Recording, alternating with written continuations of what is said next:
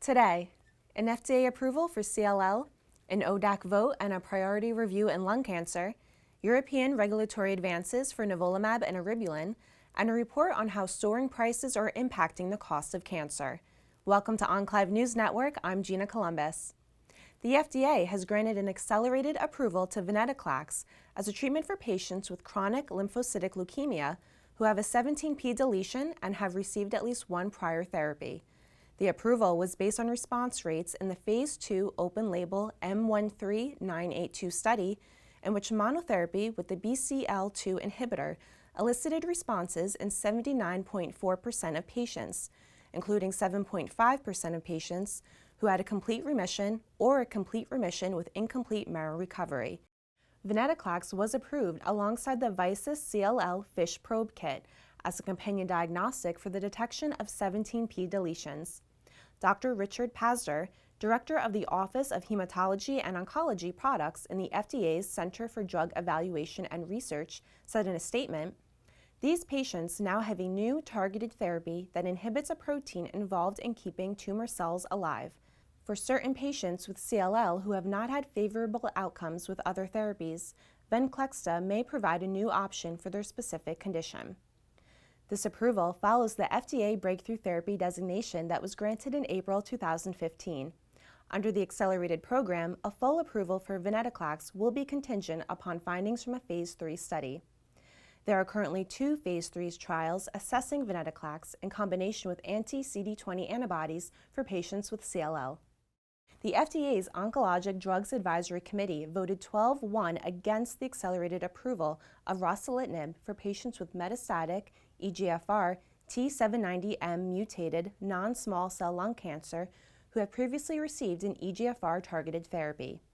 The panel was considering whether a pooled efficacy and safety analysis from the early-stage TIGER-X and TIGER-2 trials was sufficient to recommend accelerated approval of the third-generation EGFR inhibitor. With its negative vote, the panel recommended that the results of the randomized Phase 3 TIGER-3 trial should be submitted before the FDA makes a decision on the application. The TIGER-3 trial is comparing ruxolitinib with single-agent chemotherapy in patients with EGFR-positive non-small cell lung cancer with disease progression following both an EGFR TKI and platinum doublet chemotherapy. In the pooled TIGER-X TIGER-2 analysis, the overall response rate with ruxolitinib at a dose range of 500 mg to 750 mg twice daily among 325 patients with EGFR T790M positive metastatic non-small cell lung cancer who progressed on at least one EGFR inhibitor was 30.2%. The current action date for a final FDA approval decision on ruxolitinib is June 28, 2016. When explaining her vote, Dr. Deborah K. Armstrong, ODAC panel chair and a professor of oncology at the Sidney Kimmel Comprehensive Cancer Center at Johns Hopkins, stated, "The requirement for accelerated approval to have superiority to current treatment I don't think has been shown by the data that we have at this point in time." In non-small cell lung cancer, atezolizumab was granted a priority review by the FDA as a potential treatment for patients with locally advanced or metastatic disease who express PD-L1 and have progressed after a platinum-containing regimen. The designation was based on a collection of data from several Phase 2 studies.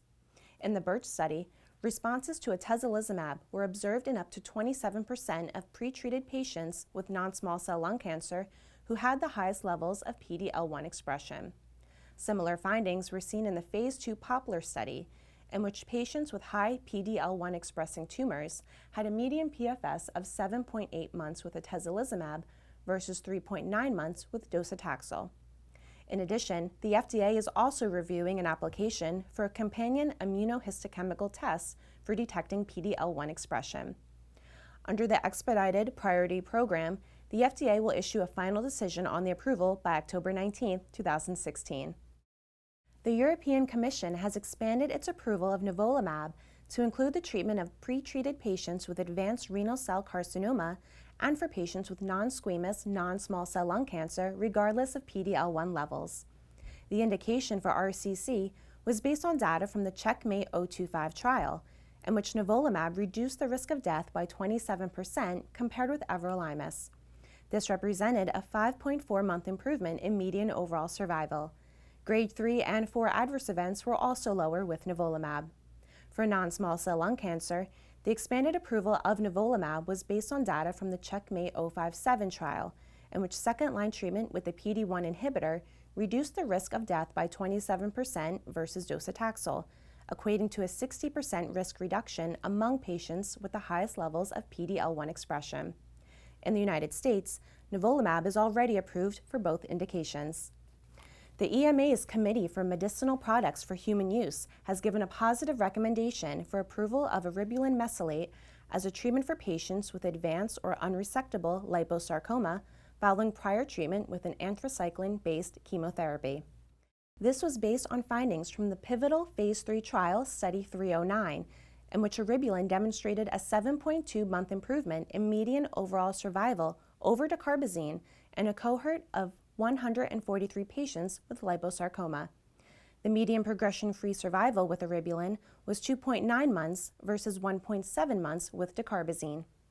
This recommendation suggests that the agent is likely to be approved when the European Commission announces its final decision. Earlier this year in the United States, the FDA approved eribulin for the same indication. A Medicare report and commercial data from the Community Oncology Alliance found that the growth in overall oncology spending kept pace with all categories of medical care, despite an increase of more than 300% for spending on biologics from 2004 to 2014. A 335% increase in Medicare spending on biologics was also reported from 2004 to 2014. For commercial payers, this increase was 485%. Similar figures were reported for radiation therapy, in which Medicare saw a 204% increase and commercial payers saw a 66% increase. Emergency department costs led to a more than 130% increase for both payers. The sole decrease was seen for other types of cancer drugs and chemotherapy, besides biologics, cytotoxics, and radiation. Spending here dropped 9%. The report states that there was also a dramatic shift in the site of service for chemotherapy infusion from community oncology centers to more expensive outpatient institutions. This created an estimated $2 billion in additional expenses, adding to the overall cost of cancer care. In an interview with Enclave, Deborah Patt, a practicing oncologist at Texas Oncology and a COA board and study team member, said, "There has been a long-held belief in research and policy circles that cancer care costs in America have gone up disproportionately as compared to other healthcare costs. This study shows that this commonly held belief is not supported by the evidence." That's all for today. Thank you for watching Enclave News Network. I'm Gina Columbus.